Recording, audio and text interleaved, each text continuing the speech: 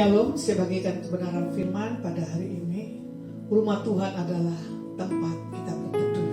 Ya, bagaimana hari-hari ini musim, bagaimana hujan terus menerus. Makanya lebih banyak orang condong berdiam diri. Ya, makanya kalau bisa rumah Tuhan bukan karena keadaan, karena cuaca hujan atau tempat atau keadaan gimana. Tapi rumah Tuhan adalah sesuatu rumah perteduhan, tempat kita mengalami satu hal ketenangan. Kalau mau dilihat firman Tuhan di 2 Tawarik 3 ya, ayat yang ke-1 firman Tuhan katakan begini. Salomo mulai mendirikan rumah Tuhan di Yerusalem di Gunung Moria, di mana Tuhan menampakkan diri kepada Daud ayahnya di tempat yang ditetapkan Daud, yaitu di tempat pengirikan Orman orang Yebus itu. Ya, bagaimana Salomo mendirikan satu bait suci, berarti tempat yang untuk dikuduskan, untuk mencari Tuhan. Ya, supaya apa? Rumah yang kita buat adalah menjadi satu rumah yang teduh, rumah yang tenang, rumah menjadi satu tempat perkumpulan.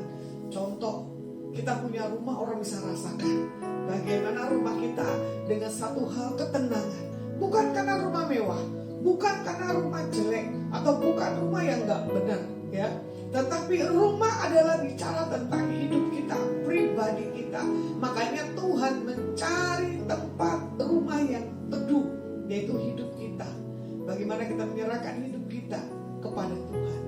Kalau hidup kita sudah tenang, hidup kita sudah tidak mengalami satu hal, ya, sisi gelap di masa lalu, berarti orang itu sudah bisa menguasai segala apapun dalam kehidupannya. Makanya cinta akan rumah Tuhan adalah menjadi satu hal kehausan dan perubahan dalam setiap kehidupan kita, anak-anak Tuhan. Ya, makanya Tuhan memberikan kita satu tempat untuk bernaung, berteduh dari setiap terik, panas, hujan dan badai. Ya, wadah adalah tempat di mana rumah itu kita mempunyai satu hal kekuatan dan perlindungan. Nah, kalau mau dilihat, ya, kalau kita bisa melihat kesaksian banyak orang punya rumah mewah, tapi dia tidak mengalami satu hal ketenangan. Kalau kita bisa melihat orang ini biasa, tapi dia punya satu hal ketenangan dan keteduhan. Rumah juga berbicara bagaimana kata-kata yang keluar dari setiap kehidupan anak-anak Tuhan. Ya. Makanya di sini juga dikatakan siapkan untuk kita punya wadah berdampak, bermultiplikasi, menjadi satu hal teladan dan contoh kesaksian dimanapun kita memberitakan Injil. Ya, makanya di mana tempat kediaman Tuhan, rumah kita, hidup kita, semuanya totality kita serahkan kepada Tuhan. Makanya untuk kita punya satu tempat yang tenang dan teduh, hasilkanlah buah daripada pengenalan kita akan Tuhan Yesus. Bila setiap kehidupan kita menjadi kesaksian, ya, dimanapun kita berada, hidup kita adalah menjadi satu teladan, jadi contoh buat siapapun yang kita temui dimanapun kita berada. Karena kesaksian kehidupan anak-anak Tuhan mempunyai satu hal yang dahsyat.